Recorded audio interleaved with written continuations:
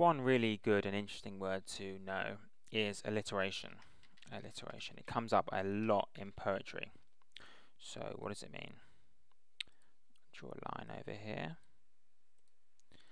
Alliteration. Definition. The repeating the same sound at the beginning of a word. And everyone's familiar with alliteration when they hear it. So, for example, lazy as a lumberjack is alliteration.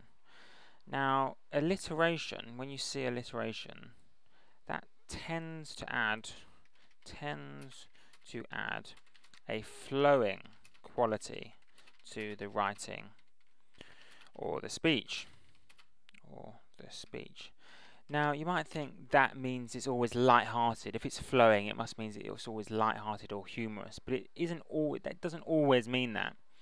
So the meaning depends on the context. Now, one good example of this, to show you what I'm trying to say, is The Raven, which is a poem by Edgar Allan Poe. Now here, I'll put it up here. Here, the alliteration, while I nodded nearly napping, the flowingness of it actually signifies that the guy's going mad. He's slowly but surely going insane because of this talking raven.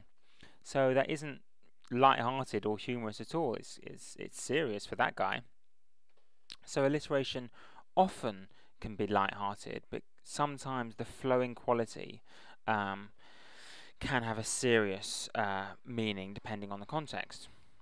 Another reason to use alliteration, another reason poets use alliteration that you read, is because, I'll draw it over here, it can make sentences easier to remember.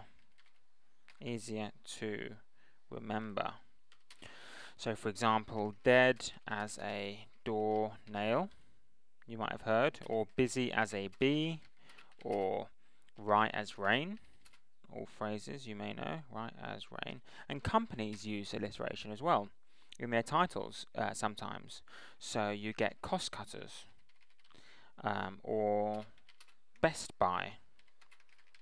Now, if the name of these companies was different, you might not think their names were as good or as memorable. So if it was Cost Savers or Best Purchase, you probably wouldn't think the name was as good. So alliteration can make sentences or names easier to remember. That's another reason poets or writers in general might use alliteration. Now, where does the word itself, alliteration, come from? What is the etymology?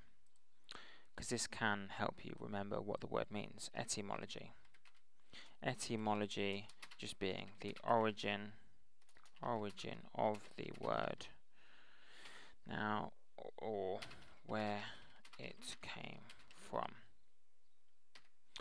Now, the etymology of alliteration, I won't do it in yellow because you won't be able to see it. Do it in red. The etymology, it came from Latin.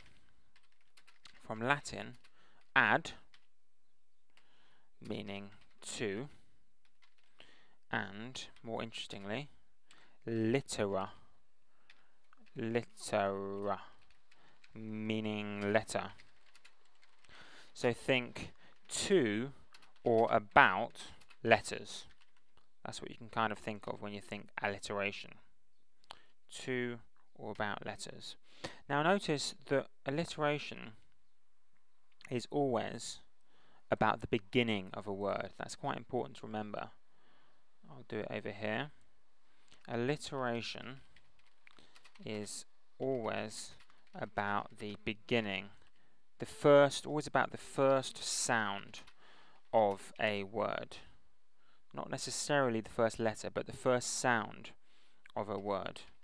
Not the middle sound, and definitely not the middle sound, definitely not the end sound. The end sound. So that's what alliteration is. Now, one good way of remembering what a word means, what alliteration means, is if you see an example of it in action. So, example 1. The poem used alliteration to convey light-heartedness and comedy. That's one example where you could use that sentence. If it was applicable to that poem, you could use this sentence. The poem used alliteration to convey light-heartedness and comedy. What's another example? Example 2 over here. Example 2. The alliteration in this sentence gave it added impact.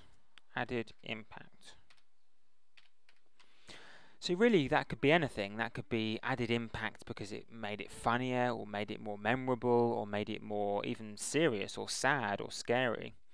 So I'd put that as example 2. So there are two examples basically of just using the word alliteration in an answer perhaps. So that's the overview of alliteration. Definition, I'll underline it here. Definition, repeating the same sound at the beginning of a word. It tends to add a flowing quality to the writing or speech, but the meaning still does depend on the context. It can make sentences easier to remember, and it came from letter, basically. Think letter when you think alliteration. And it's always the first sound of a word, definitely not the end sound. So I hope all that gave you a brief insight into what alliteration is.